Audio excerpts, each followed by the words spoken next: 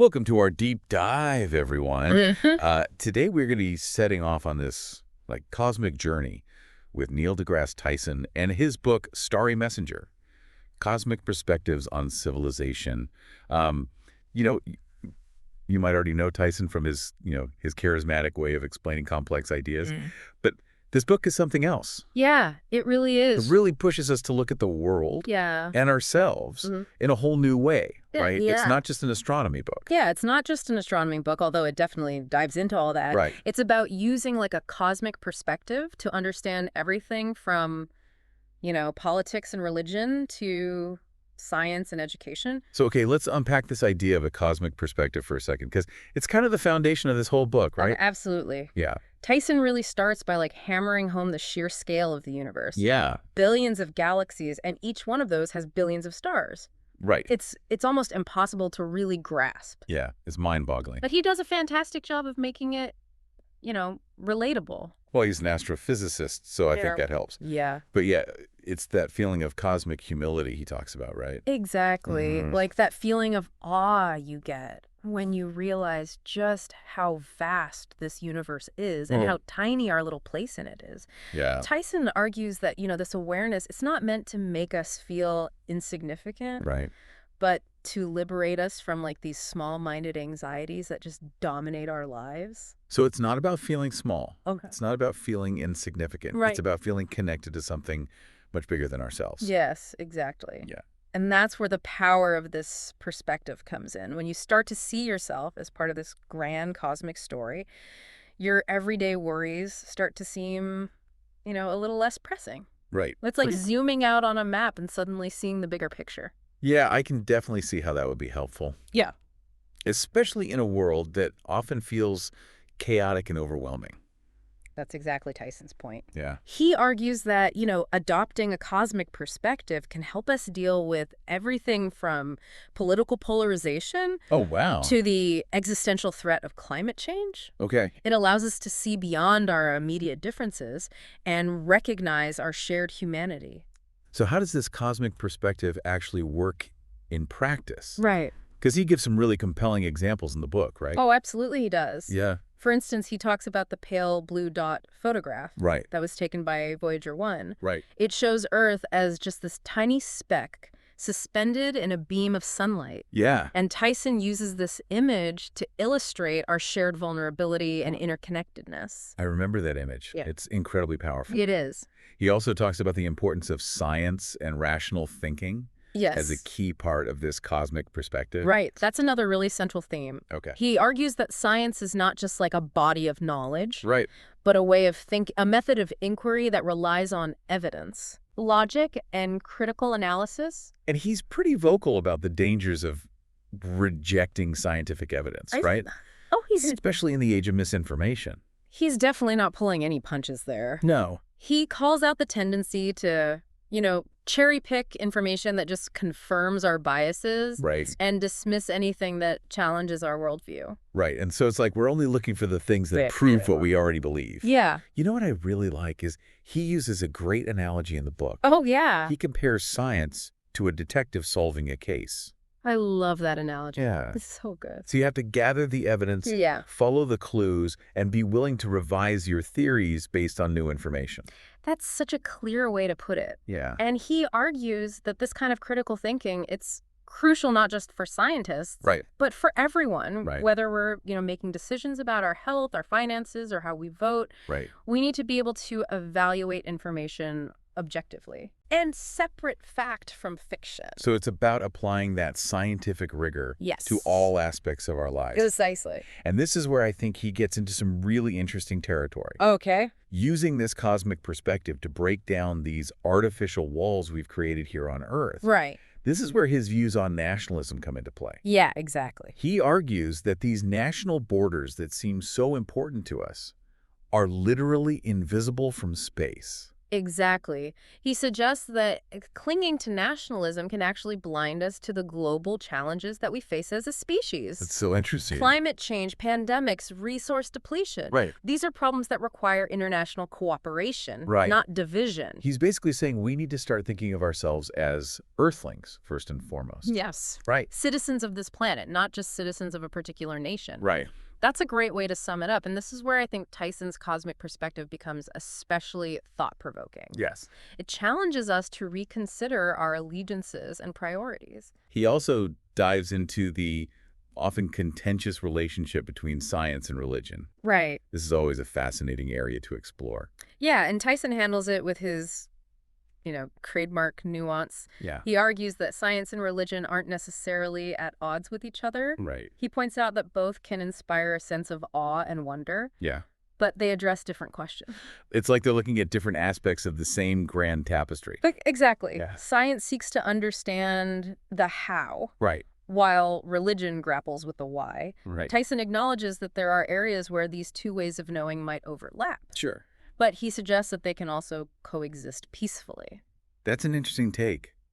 He even suggests that appreciating the vastness of the universe, regardless of your religious beliefs, can be a spiritual experience in itself. Right. I'm curious, what are your thoughts on that? Well, I think there's something to be said for the feeling of awe and humility that comes from contemplating the cosmos. It can definitely lead to a sense of connection to something larger than oneself. And speaking of awe and wonder, we can't talk about Neil deGrasse Tyson without mentioning his infectious enthusiasm for space exploration. Of course not. This book is filled with his excitement about everything from the moon landing to the James Webb Space Telescope. He's like a kid in a candy store when he talks about these achievements. Right. He celebrates human ingenuity Yeah. and our endless thirst for knowledge, but he also makes a point of emphasizing that space exploration isn't just about scientific advancement. Right. It's about understanding our place in the cosmos, right? Exactly. Yeah. He argues that studying other planets helps us appreciate the uniqueness and fragility of our own planet. Which leads to a very thought-provoking question he poses. Yeah.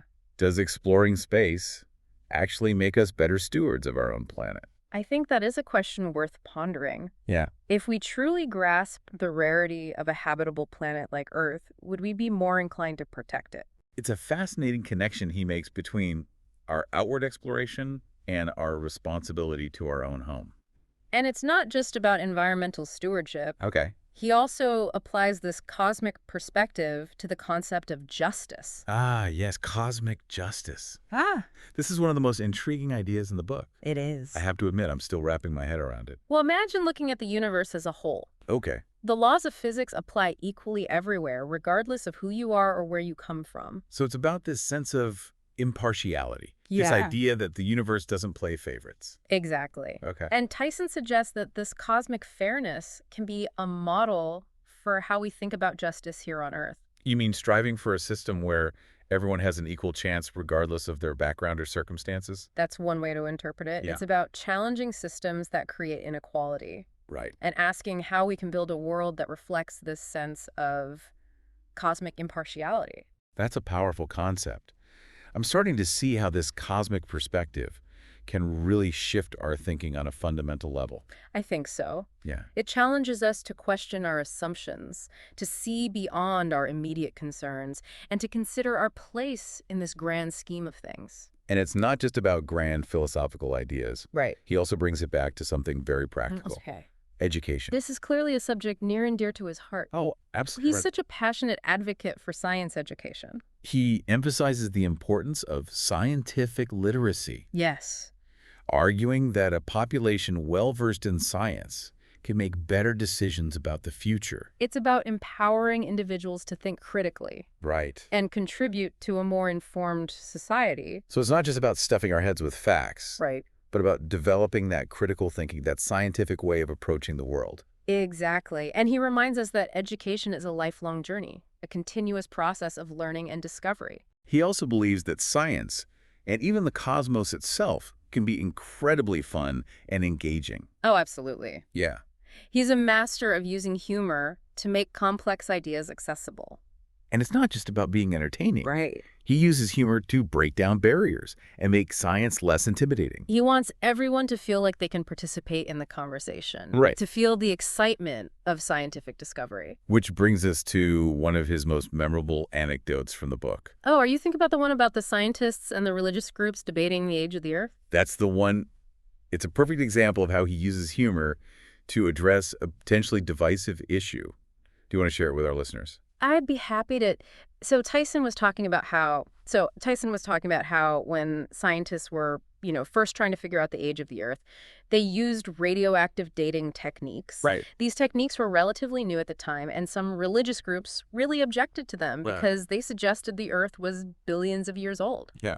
Right, contradicting their literal interpretation of, religious texts. Exactly. And Tyson goes on to say that, some scientists were getting frustrated with this resistance, so they Yeah. tried to, humorously point out the absurdity of the situation. Yeah.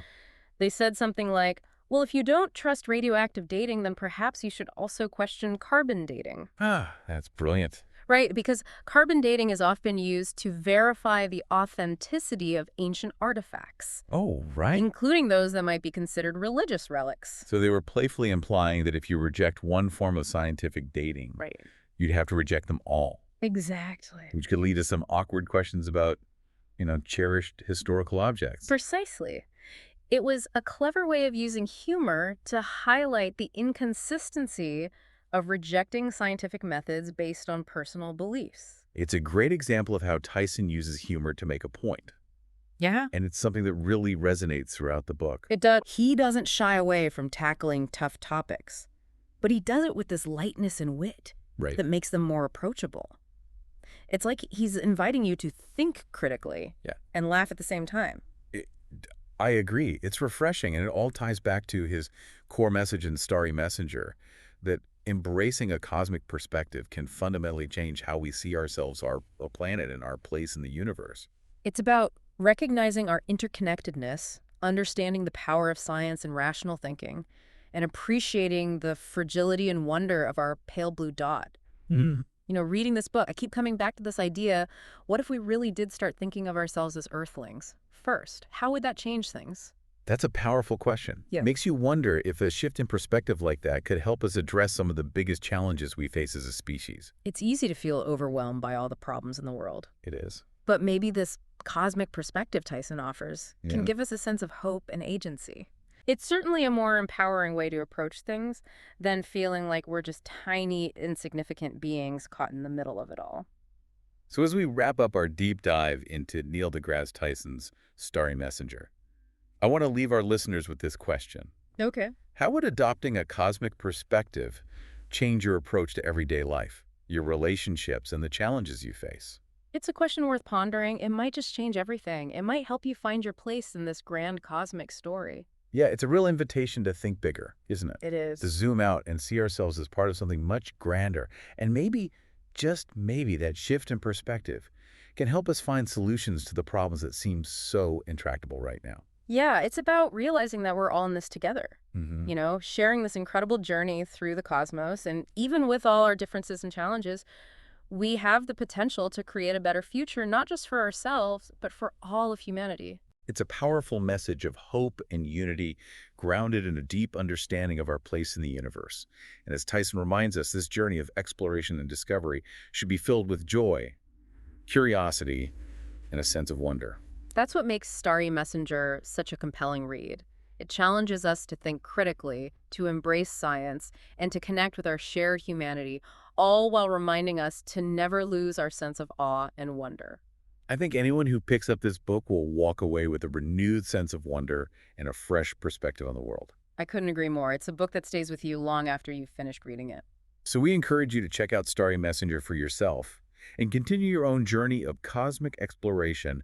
Who knows what incredible insights you might discover along the way. And until our next deep dive, keep looking up and keep asking questions. You never know what amazing things you might find.